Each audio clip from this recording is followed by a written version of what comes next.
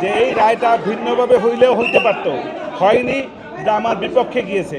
সেজন্য আমি ক্ষুব্ধ, আমি আমার ভিতরে কষ্ট লালন করতেছি, এর বাইরে আমার কিছু বক্তব্য নেই।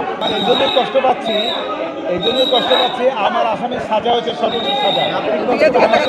আমার কষ্ট দেবে না, আমি কষ্ট পাচ্ছি।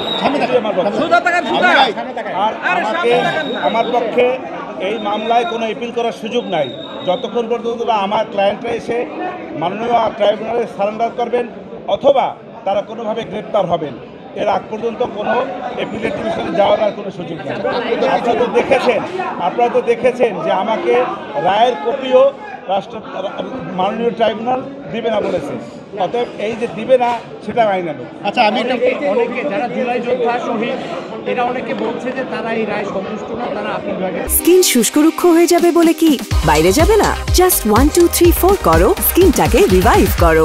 একজন আইনজীবী, তারা কি আপিল বিভাগে এই রায় যেতে পারে? কারণ তার তো সাক্ষী দিয়ে এই মামলার অংশ হয়েছে।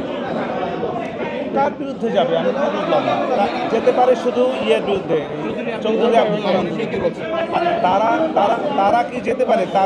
যারা তাদের পক্ষে মামলা করেছে তারা যেতে পারবে, তারা তাদেরকে বলতে পারবে যাওয়ার জন্য। আচ্ছা, অধিকার তো তাদের আছে। আপনি তো অনেকগুলো যুক্তি তুলে ধরেছেন এই মামলায়। আমার যুক্তিতর্ক নেয়নি তা তো বলবো না, আমার যুক্তিতর্ক তো ওনারা নিয়েছেন, অনেক কিছু তো নিয়েছেন। নেওয়ার পরে মাননীয় ট্রাইব্যুনালের কাছে মনে হয়েছে আমার যুক্তির চাইতে ওনাদের যুক্তি আরও বেশি স্ট্রং, সেটা মনে করে তারা সেইভাবে রায় দিয়েছেন। অথবা আমারটা নেয়নি, এটা আমি বলবো।